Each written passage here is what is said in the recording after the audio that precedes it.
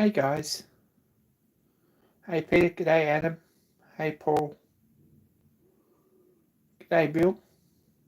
Stuart.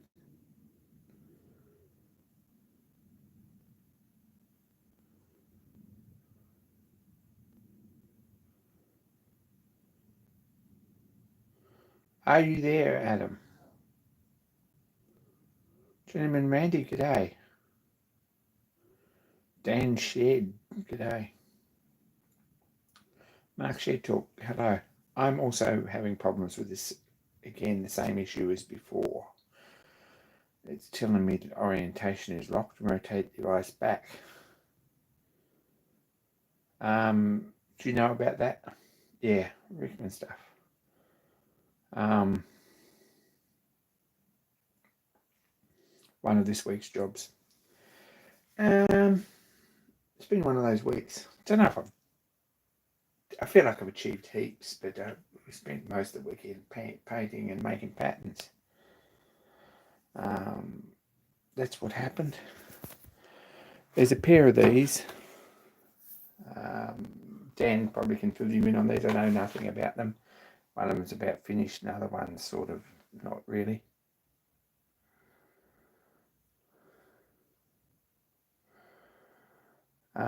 Alistair, g'day.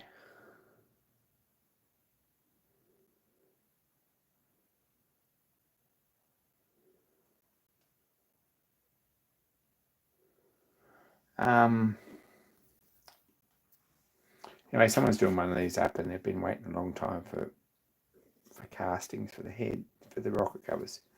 So I guess they're rocket covers. I don't know what else they'd be. Two different size ones. I'm not sure really what they are, but we had some issues with them because crappy thing to print really. It's been a bit of a challenge. I've actually ended up printing it in two parts and gluing them together because so they're smooth on the inside like that. So they release out of the mould and so that they're flat and nice on top. So we've got basically two top finishes or two top faces, that one and that one. They're stuck together in the middle with a bit of filler and they probably need some more paint and stuff. But then that one's not terrible. This one I'm printing again because I glued it just a fraction offset, which isn't good, and this top bit's not flat, so we'll do another one of them. Also, the modelling's not as clever as it could be, to be honest. Whoever's watching this, maybe someone who watched this who actually modelled them, but this one hasn't got a sharp corner on there, whereas the other one doesn't, whether that's just an oversight. But this will release a lot nicer than this will. Absolutely. Also, the thing I found is that this little bit of build around here, I've actually spent a bit of time getting it right, building it up and stuff. But it actually separated, so it's actually printed separate because the two parts, I put a draft on it before they've extruded this, and this second piece here has a gap at the top around here, if that makes sense. So just little modelling problems. William Henry, g'day. Anyway, getting them. These have been an ongoing problem up at the foundry for probably 12 months or more. They've been messing around trying to get these cast. Dallas is going to have a bit of a go at it, but it's probably going to be shell cast on top and sand cast underneath, or cast with two shells and sand in the middle or something like that. They're a bit of a challenge. They'd be much better mud done with CNC, but I think they probably want the cast look. It's they're rocket covers for a Rickman mod Honda or something, I guess. I'm not sure. I'm only guessing. I'm not sure what they're for, but it's been an ongoing project for some time, and we're going to have to spend some, I'm spending a bit of time this week getting the pattern somewhere near so that they actually sort of come out. We can get some castings that might work. So that's my bit of community service for this week. I sort of was thinking about signboards for this. That's something else that we need to work on. I'm not sure if this is going to work. I'm not sure if this is what I want to put on here. It's probably not, to be honest. Dan, you're probably right. I've got no idea what they're off, except they say Rickman. I was going to cut, like I was thinking I would probably laser cut something here out of plywood, and I might still on here. But I've got really no idea what's going to look good or anything for signboards for this. I'm not sure this is going to.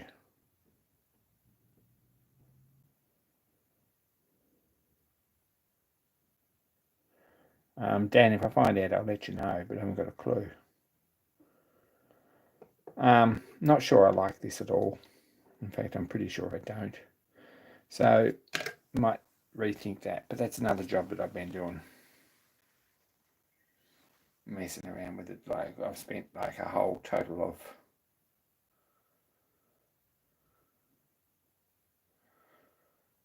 20 minutes on it so far, which is progress, I guess. Mark, well, this is in frame and we're thinking of it. Storfers Patent, London, number 4 grease cap.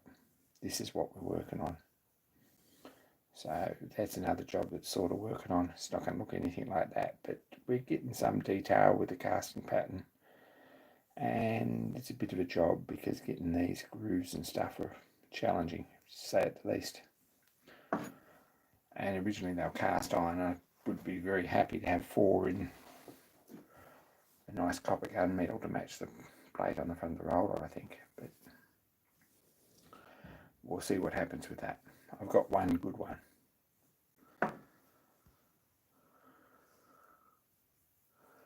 So got this out and had a bit of a play with it. I marked it out, and that's as far as they got. This is the external hone, cylinder, piston hone,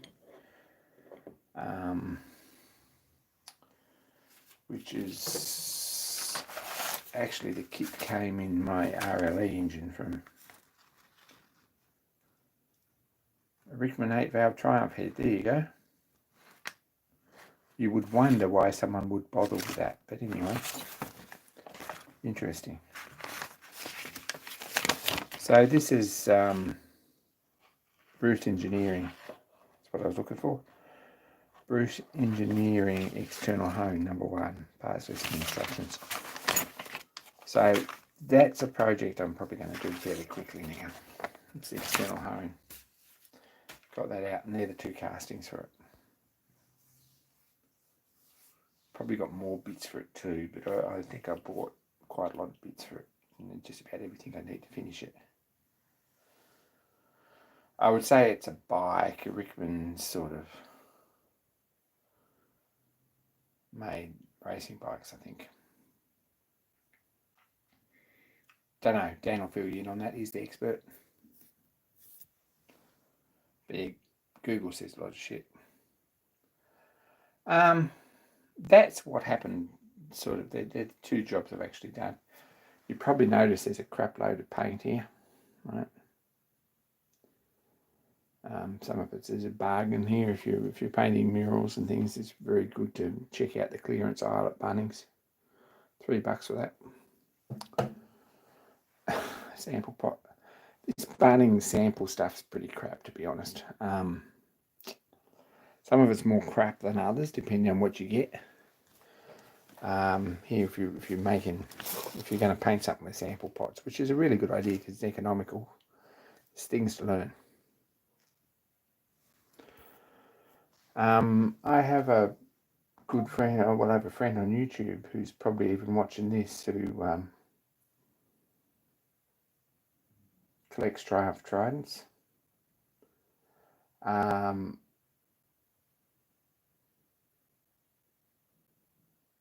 I think I may have offended him when I told him that basically means having two sugar bags and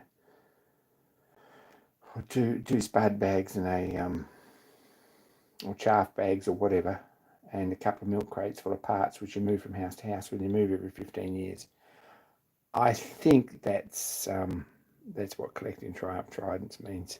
Never actually seen one that actually run for a period of time.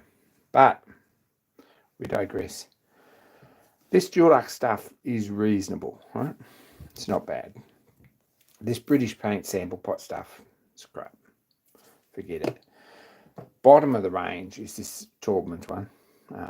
Not a huge big fan of this stuff. It's all right, but it's just paint, and it doesn't stay mixed, and it's pretty thick, and you got to water it down and stuff.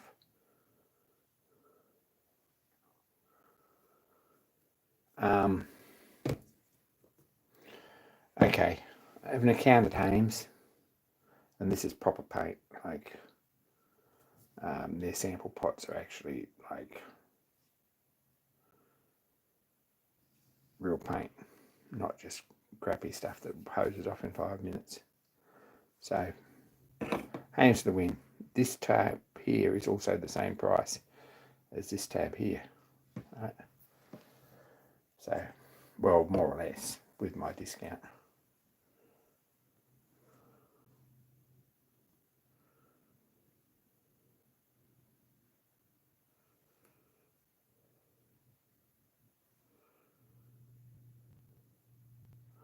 Anyway,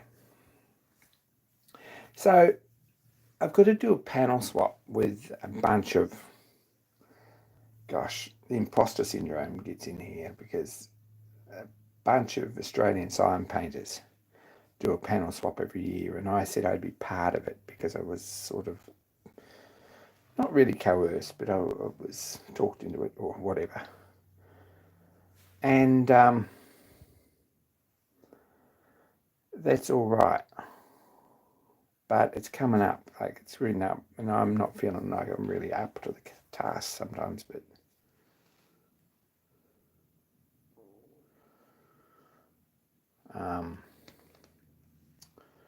yeah, but the tax insurance, Dan, the tax. You put a V8 in a Triumph, look at what you got to pay.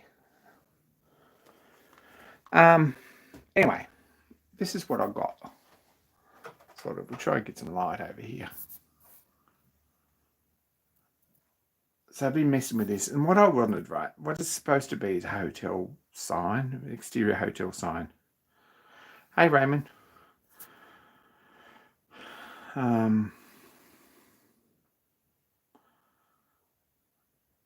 Right, with reference to hometown.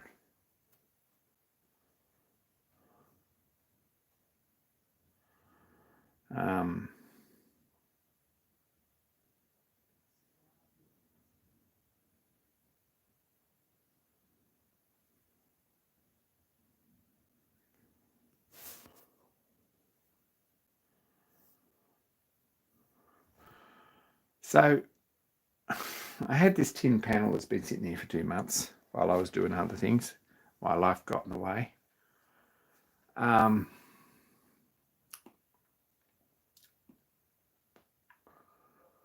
Actually, I painted blue because I misread the brief to start with. Anyway, my thoughts are a 1930s style, between war style, French tourism poster style thing, right? With probably a strong border around here and a panel to match, either in red or dark green or dark blue or something, or even black with a stripe around there, or a line between the cream and the pictorial. And Launceston Airport Motel, Western Junction, Tasmania, something like that, and probably a list of like amenities and things here, something like that.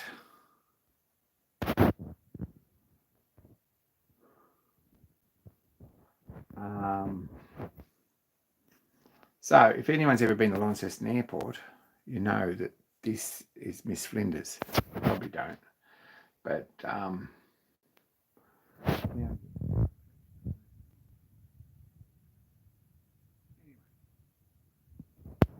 This needs a bit of work. There's an open top touring car here that's the wrong colour. You can see that. It's a little bit more obvious in person.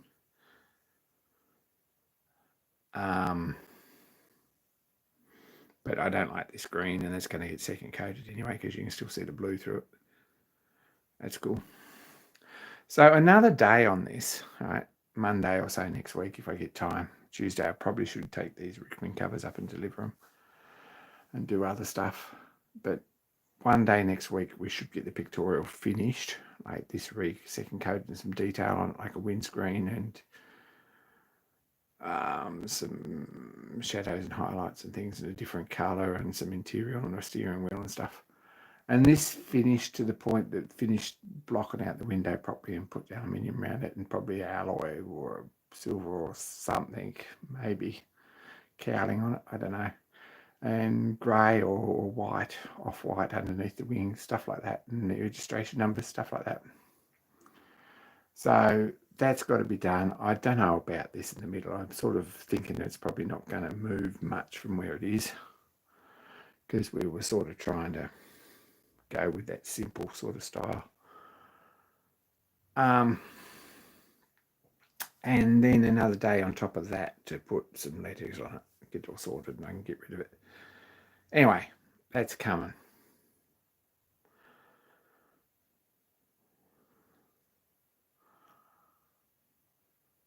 But I put it up there because I thought that'd be a really good idea, but it's much easier to see down on the floor where it was.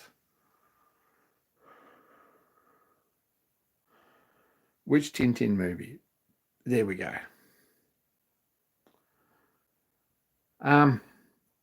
Anyway, I've made some progress on that this weekend. That's what I've done this weekend, is basically that pictorial. I still can't paint clouds. They're slightly better than they started. They're not terrible, but I'm not happy with them. If I pointed out some discrepancies there, you would see them. And they might get patched up a bit more. Don't know if I saw the recent one. There you go.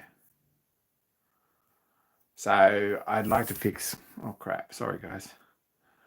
I'd like to fix this part of the clouds here I don't like, and there's work to be done, but we'll get there. So that's another job we've done this week.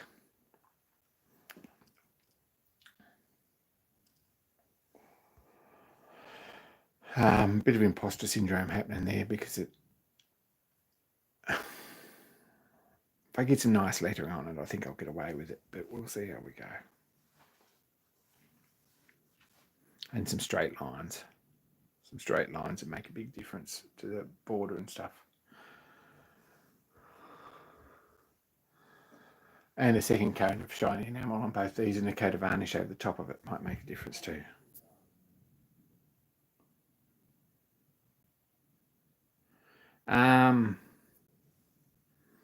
Dan shared a video during the week of how to make cane toad or cane toad. I think it was teriyaki cane toad, something like that, which didn't look terrible when it was cooked, but I think there are some issues with skin in them and stuff. But anyway, do some more homework on that before you try it. But some chef in the Northern Territory was cooking them, and he fired up a pretty decent pot of cane toads, to be honest. Probably won't be trying it. So, looks like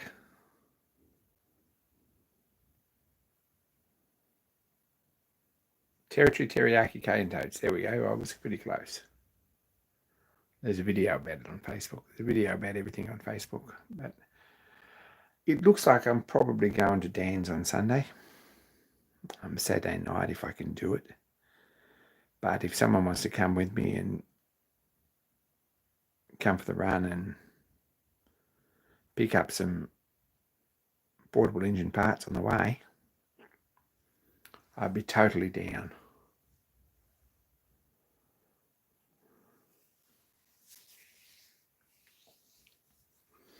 Gosh, Dan, I didn't even think of the meat smoking thing.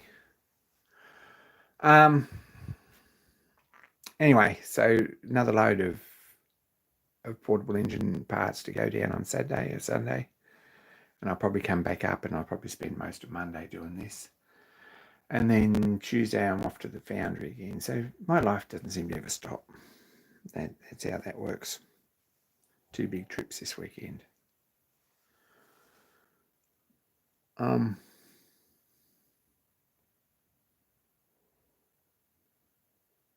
Wipetalio in toad poison. I'm not sure if that's good for you, but I can see that what impresses me is that someone actually experimented with it.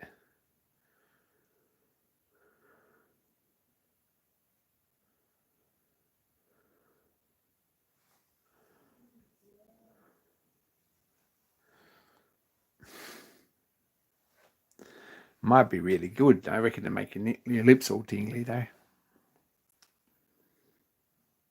Anyone who's not from Australia probably doesn't know that the cane toad is a introduced species. That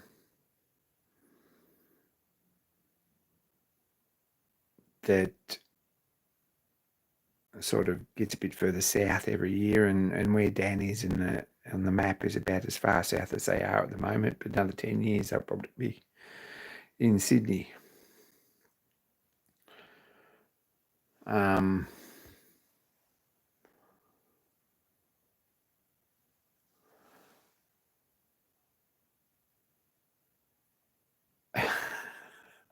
So, yeah, Alistair. So cane toads are a bit of a problem, and there's no real way to get rid of them, and they're very dumb. So probably the best way to actually get rid of them is a golf club. And it doesn't seem humane, but that seems to be the way people choose to get rid of them. And you can kill as many of them as you like because they just keep going.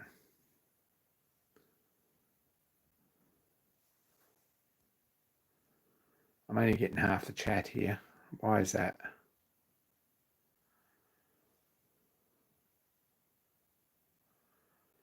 Nigel, g'day. So that's where we're at. That's what I'm doing this weekend. I've got to get this out by the end of the month. It's the 7th or something.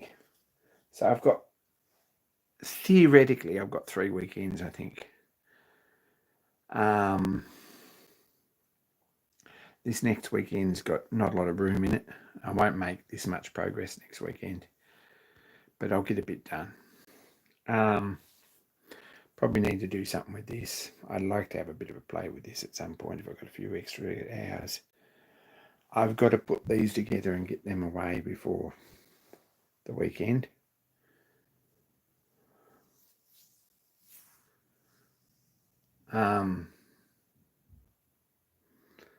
Yeah, that's just basically how it's all working.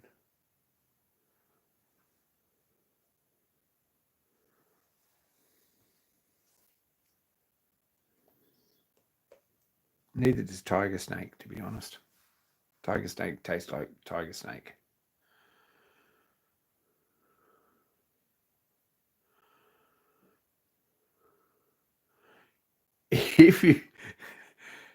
If you slice a tiger snake up into bits inch long and fry them, it tastes like, and then you soak it in soy sauce, right? Like plenty of soy sauce. What it tastes like is a bit of old tire that's been chopped up and soaked in soy sauce. That's kind of what it tastes like. Just so you know.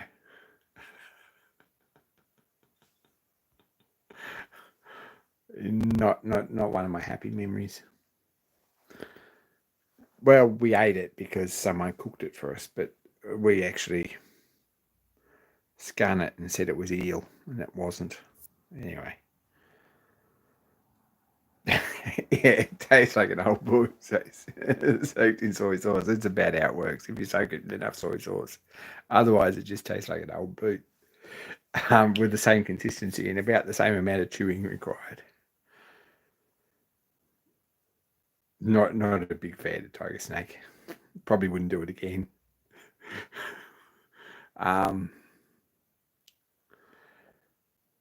Yeah, story goes, someone wanted, a friend of ours, that's how it went, is that someone wanted the skin, and we got the skin, and we tanned the skin because it was a beautiful golden yellow colour.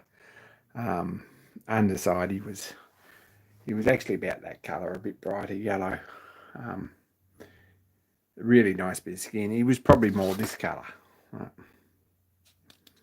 And black and on top. 624 Dudley, g'day. Yeah,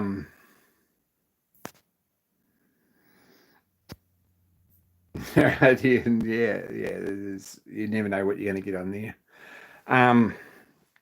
Anyway, scun the tiger snake, who happened to have come to an untimely sort of a repose, actually. And we tanned it. Didn't know much about tanning, and we were very, very much amateurs about that. And we tanned the tiger snake up, and it ended up brown anyway, like all leather does when you tan it. So we had to learn more about that. That was before the internet, really. But the whole tanning snakeskin thing there's more to it than meets the eye as well. And anyway, we sliced it up and took it in for sort of lunch. And middle-aged, a mother of a friend actually fried it up. And, well, a grandmother of a friend, I guess. But yeah, it wasn't much, to be honest. I think probably that the cooking procedure required some work too. The internet would have helped on both accounts. And be thankful you've got the internet. You don't make mistakes like that. Or maybe you do.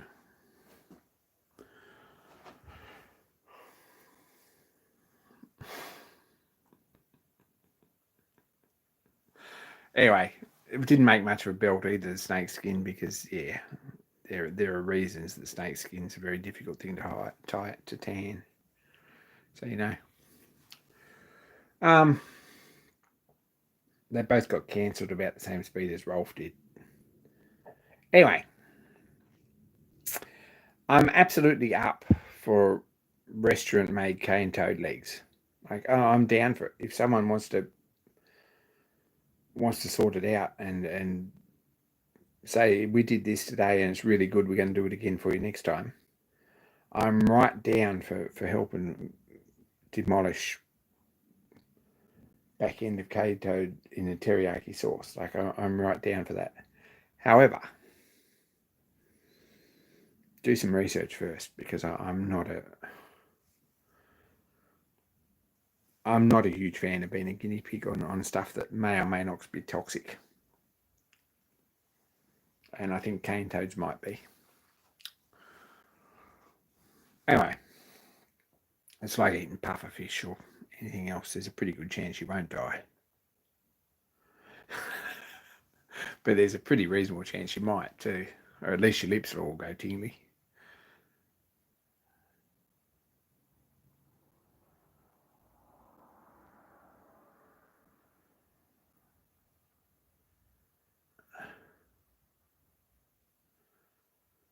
I think you've got to remove all the needles, just from memory. I remember reading about it. I think you've got to remove all the needles. And this is a terrible thing to be talking about. You got to remove all the needles and glue them back in afterwards. That's what taxidermists do when they stuff them.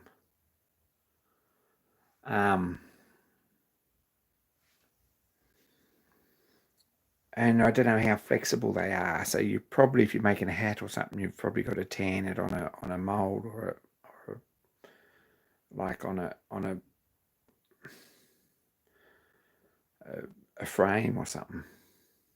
Oh, you need the needles. I see. Ah. I think Dan's emu is actually a pet, by the way. I think that those that were responsible for the upkeep of the emu might notice that it was missing. It'd be good to see you. Speaking of weird internet people, I would probably, if you were going to appropriate the emu, I'd do it under the shadow, under the cover of darkness, and while they were away.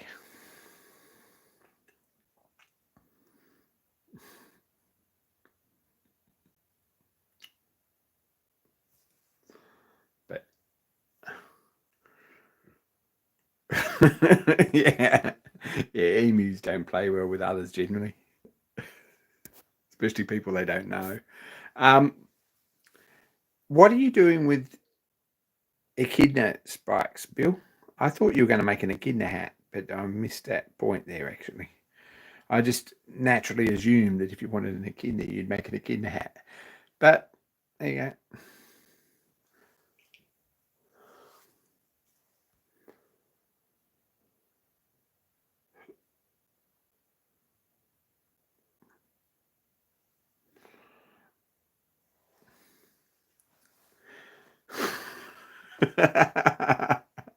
So anyway, I think you take the needles out and then you glue them back in, is what happens after you've tanned it. I believe, but I'm not sure. There's probably books written about it. I'm sure there is. There used to be a really good book on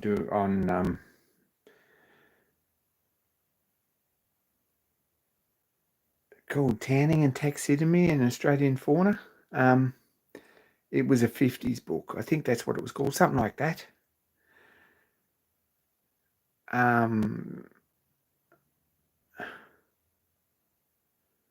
Might have been called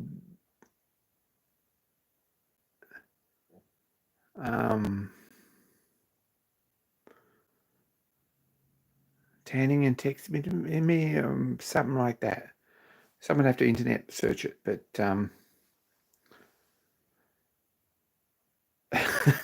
what else would you do with a dead echidna? It's a fair point.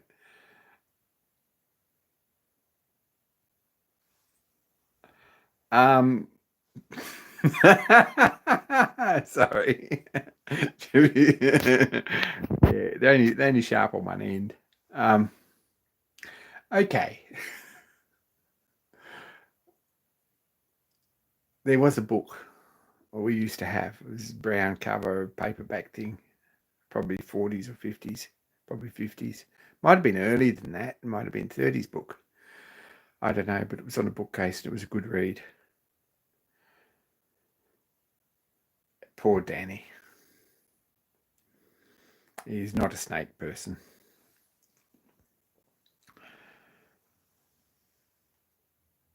Yeah, what you need to say, I mean, I remember a particular friend of mine who got busted. This is a long and involved story that I'm not going to tell on the internet because it may or may not incriminate various parts of Tasmanian organised crime families. But I had a friend who got busted for several firearms offences or missing firearms offences or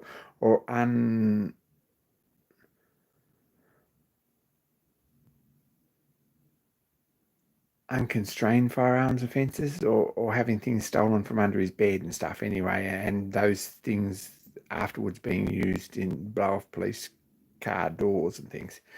Anyway, it's a long story.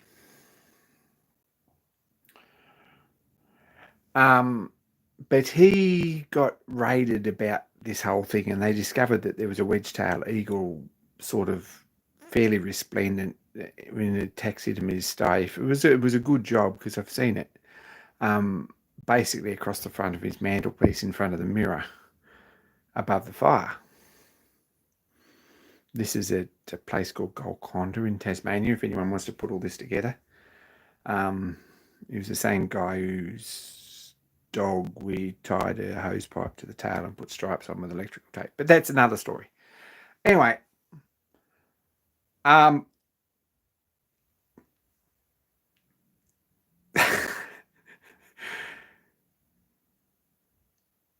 anyway, he got busted with a wedge-tail eagle, and there was a court case about that because, as everyone knows, they're fairly highly protected, and you're not supposed to actually have stuffed ones without a license and permits, and you're not supposed to have dead ones even. You're not even supposed to have live ones. But it's kind of massively illegal. Anyway, there was some hiccups about it, and the course of justice didn't go as smoothly as it could either, because the judge got up and asked Mr. Lockhart if you might kindly tell them where he actually got the wedge-tail eagle. And Mr. Lockhart said, well, when I got the wedge-tail eagle, it was already stuffed. Which wasn't a word of the lie, because any eagle that ain't flying or breathing is probably stuffed. But anyway, I think they got him for contempt of court as well. But I don't know if he managed to keep. I think in the end of it, after it all settled down, they didn't confiscate the eagle or anything. So I think he's still got the eagle, as far as I know. It was there last time I was there. So I think if you're going to get one, in particular a cuddly little animal like a echidna or a wedge-tail eagle or something, not that a wedge-tail eagle is a particularly cuddly thing, you've got to say that it was already stuffed when you got it. And offer no further information. And one of Max's mates, I think, actually stuffed the dead eagle and covered up the bullet holes and things. But, oh yeah, I could tell you exactly where it come from, because there was probably a court history of it being there, so you'd be pretty safe. I know where it is. Probably still there.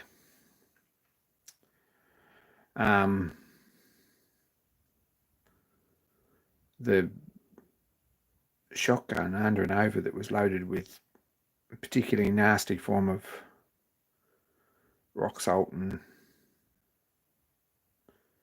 whatever, black powder and 4-inch nails or whatever it was, is not there, because someone who had no ears, who is now dead and spent quite a considerable time after that in jail,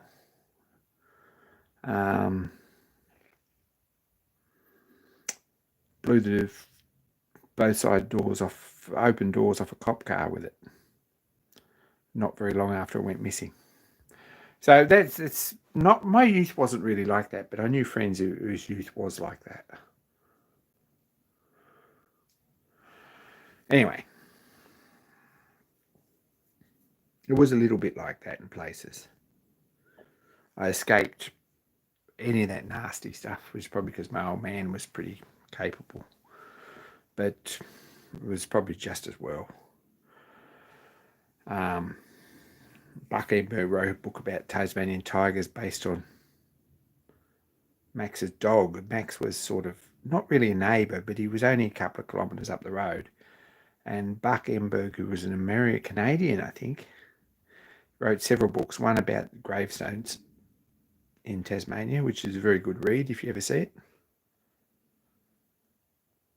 There's another one about Tasmanian tiger hunting,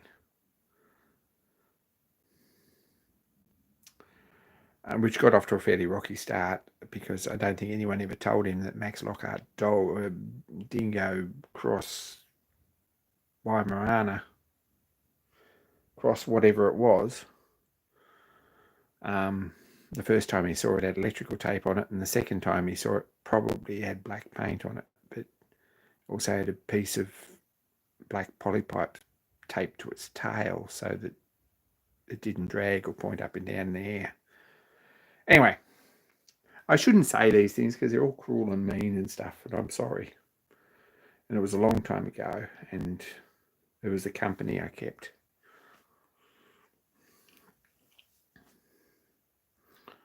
But I don't think Mac's got any better with age. He must be 60 now, I guess. Gosh, yeah, he'd be 8 or 10 years older than me.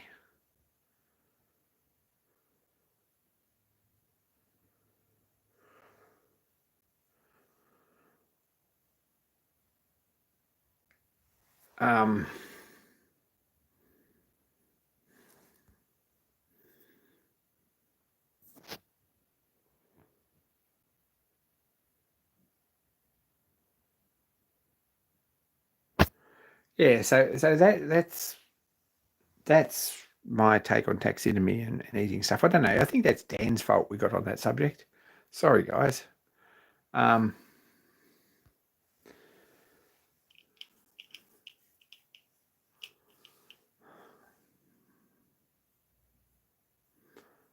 think it might have been. Anyway, it's all very distasteful, and I'm sorry.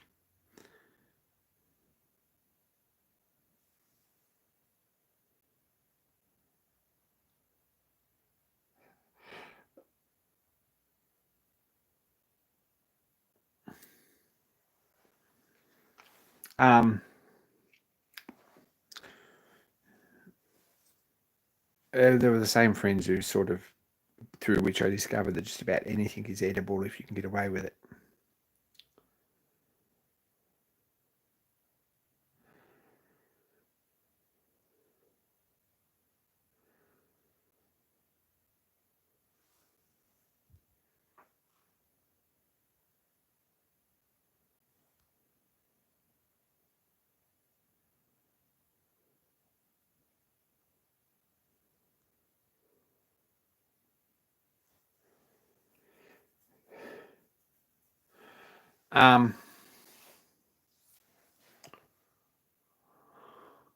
Yeah, so that's gosh. When I think about it, I'm kind of pushing 50, which is a bit scary. Like, that blows me away. I still can't quite get my head around it because I haven't actually done anything with my life. The most memorial thing I've done is actually bought a steamroller, and that was just sheer lunacy, and it wasn't really this. It was a mental health thing, and probably not a good mental health thing, but it happened.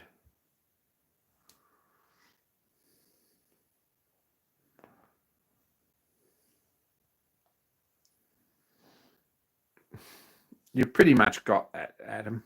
I think if you cooked them right, they'd be okay. I never ever had a chance to find it again. Tasmanian tiger snake's a bit different species to the mainland snake. I didn't know that until recently. Something I did find out. Tasmanian tiger snake will grow quite a lot bigger than the ones on the mainland.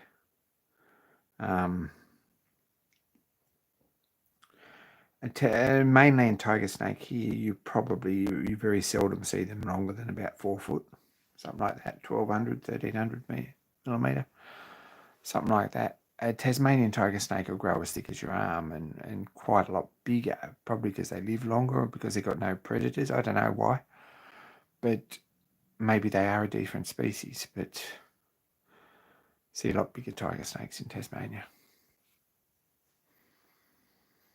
Adam Courtenay, I will make a note of that. There ain't no snakes on King Island.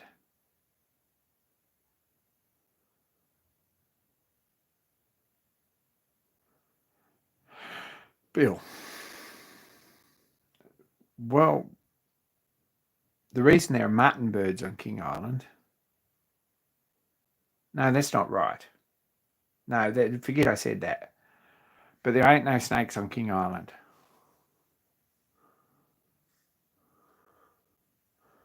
King Island is snake free.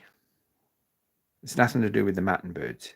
Because Lady Barron, on the other hand, where most of the mutton birds come from, is absolutely fucking riddled with snakes.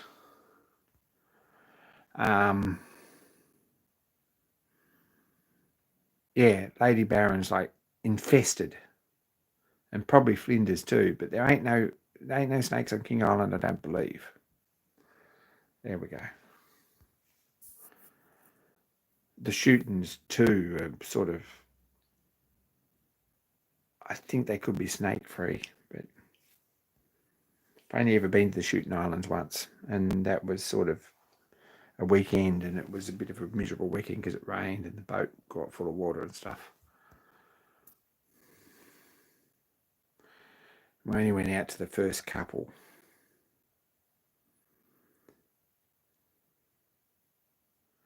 Our intention on that weekend actually was to go to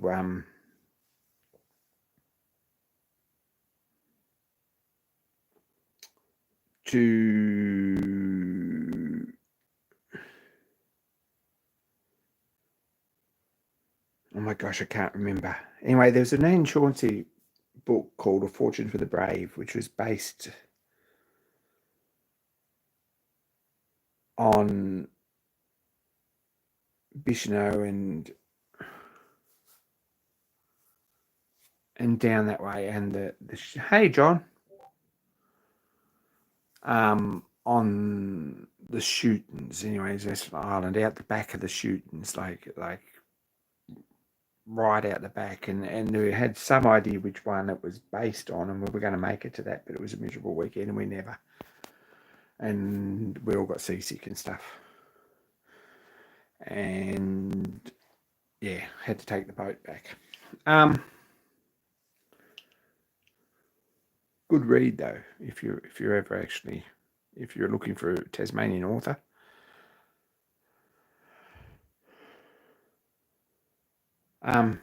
Yeah, Chirpy is still here. I have a box here, but it actually, I was going to polish it before I put it in it and probably steam it, but it will, promise. We'll get there. We'll get there. It will be in the box and I'll send it. Now I've got things out of the way, we're getting closer to that. That's happening. I probably protest too much on that, but it is happening. It will eventually happen. It'll happen before I make much more progress on that little engine. There there's a couple of videos from Chirp anyway. You should, yeah, please do, Chirp, absolutely. Noisy wheel and all that stuff. There's a couple of videos from Chirpy. I was going to say there's a video from Nigel too. Is a very good video from Nigel. If you're still in the house, Go Create Hobby Workshop. Is that Nigel's channel? You should check him out. The huge, crazy die filing video is just about finished. I think it looks like it's nearly ready for a stand and a coat of paint and a motor on it. But really enjoying that series. There was a couple of videos from Chirp on making pipeplanes, which is very good. I really enjoyed those too. Like blacksmithing videos from Chirpy and casting videos. Mixes everything up, a bit of woodworking. Really enjoyed it. Who else has got videos up? Was there one from Bill? There was one from Bill. It was plastic model building.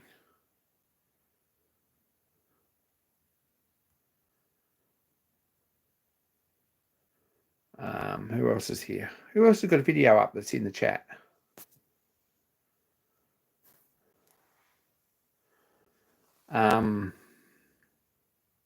Was there one from John? No, there was a couple of reels from John. I believe that there may be a video very, very soon from John Creasy about building the Stuart. I saw Pask's die filer build recently. I didn't see Pask makes on a vise. Didn't see that one.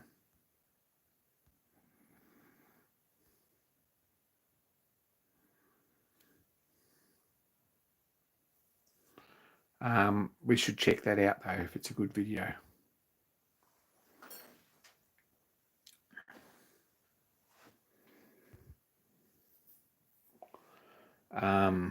Or were you wondering if it was up yet?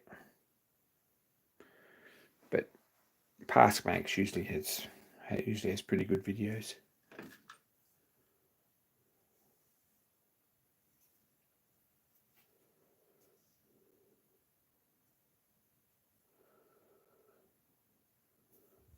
Looks like you got some compressed air sorted too, Chirpy, so it was good to see that.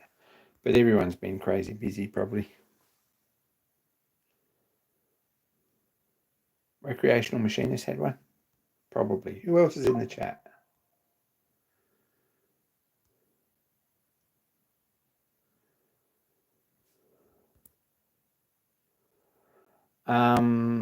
I'm very interested to see your one about making a cylinder lap, John. I'd be very keen on that. Look, I have one that I've uploaded. There we go. That's where I'm at with it. I uploaded it. It's really terrible. I don't know why. It's drone footage mostly. It's choppy. It's almost impossible to follow. And people are either running around or stood stock still. I don't know whether it's my video settings or what it is.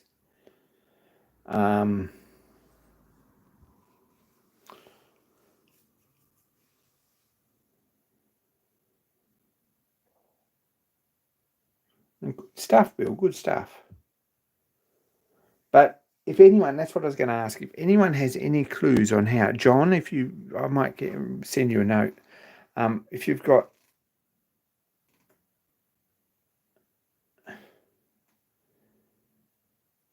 any clues at all on how to make a 16 or 30 27 or something gigabyte drone video watchable on the computer equipment that I've got, I'd like to know, because I'm struggling with it a bit.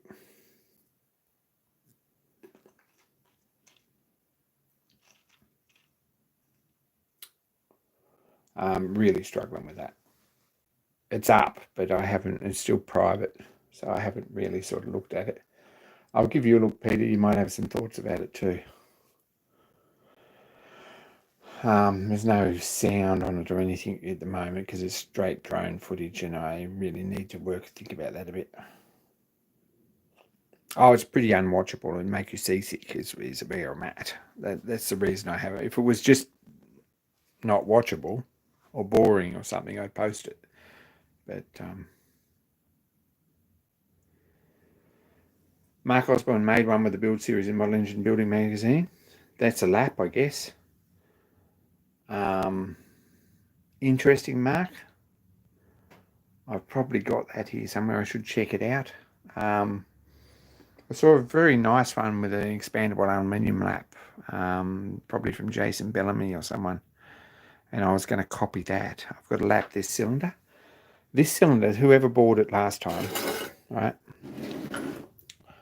It's about 7th hour undersize, which was stupid because I'm only setting it up once. I'm not setting it up again and trying to get it square and true and stuff. And it is, I've set it up to the bore and machined the back here and the front and all the other bits. See this, and it all bolts on and it's all nice and square. It all looks okay. Well, okay-ish. But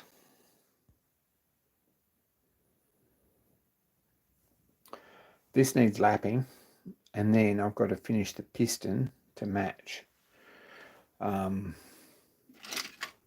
Piston's basically this casting. Right?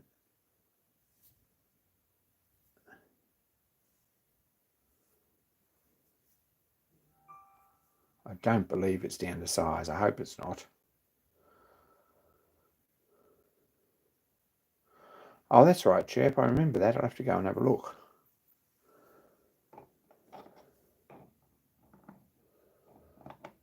Anyway, I think that's not down to size yet, and it needs a fair bit more off it.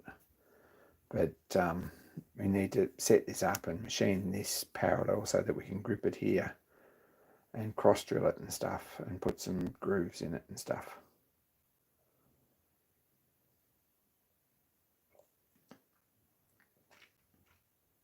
I don't want to overcomplicate a lap. It's only going to lap this cast iron cylinder parallel so that this piston fits it.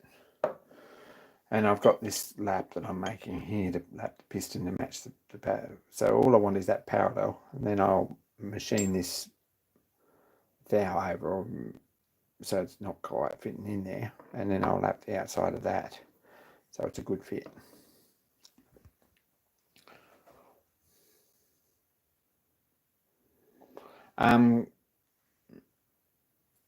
John, you're right on there. That's a bit of a problem. We want a can crusher too, but you can't get the 10 cents back. That's right. And the 10 cents is add up.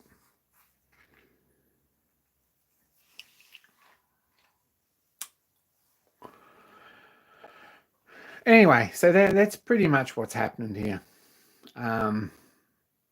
There's not been any workshop progress for quite some time, and I'm sorry about that. We've been messing with roller bits and projects and things, and you haven't actually seen any of it.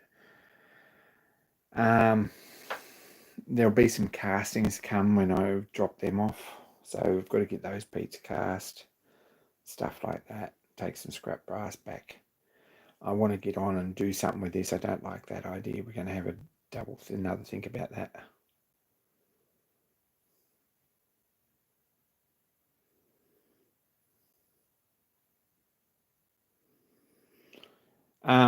Yeah, there's the 10 cent thing is absolutely the best way to get money out of cans. All right, going to spend another day on this before next weekend, so you might see some actual like real art happening there by then. As for the bottles, they don't actually recycle them. A lot of it goes into road base actually.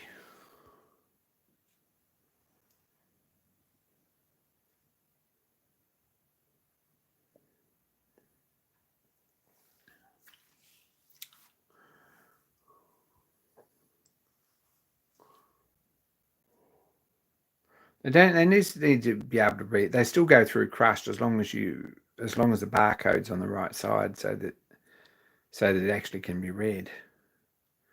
If it can't read the barcode, it spits them back out.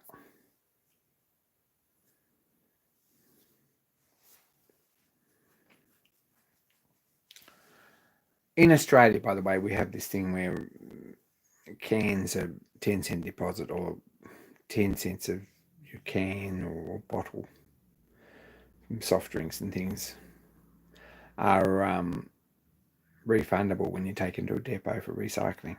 So if you've got 100 cans and you've got what, $10.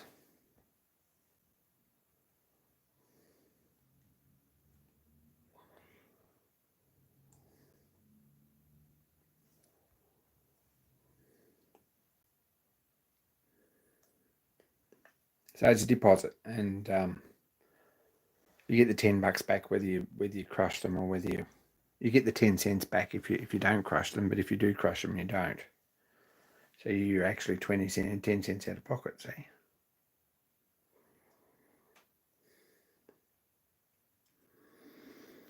The count keeps going up. I've actually reinstalled the app on my new phone, so we'll have to, yeah. Anyway, probably we do well out of it because we drink too much, but that's nothing.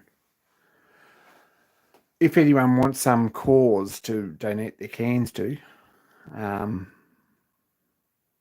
sing out and I'll give you the PayPal address for the Shannondale Steam Shed. But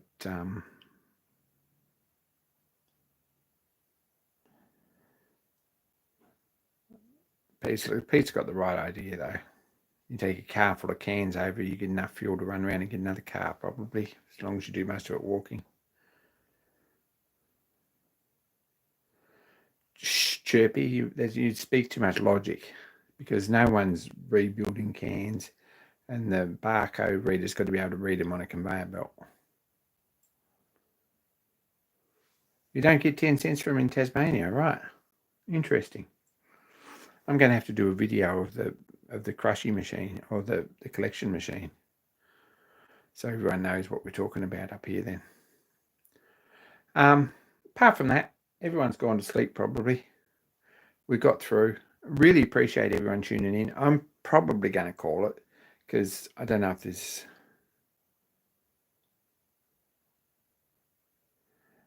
I think there's probably not very much else to talk about. Some things are definitely worked. Some things I've sort of got settled and ready to make. And some things are works in progress. Some things I've only just started on. And some things I've actually got an idea and I've got to go with it now because I'm too late to back out. I think it's Queensland and South Australia and New South Wales and Western Australia. I'm not sure if Victoria do it or not. Tasmania probably doesn't, and I don't know about the territory.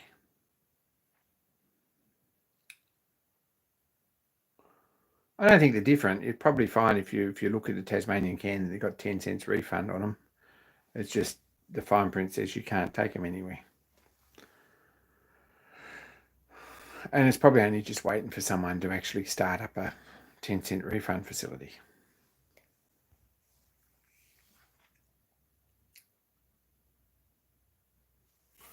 Anyway,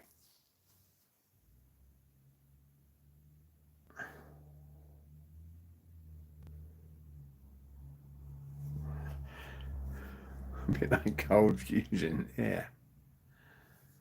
Anyway, I'm going to call it. Thanks, guys. Appreciate you all tuning in. It's awesome to catch up with you all. We've got work again tomorrow. I'm catching the train because owing to the cost of living and a reduced service and Queensland Rail dicking everyone about, train fares are only 50 cents each way, so we're making the most of that. Go and watch Nigel's video if you haven't already. And be kind to each other. I'm out. Got a message from Dan already.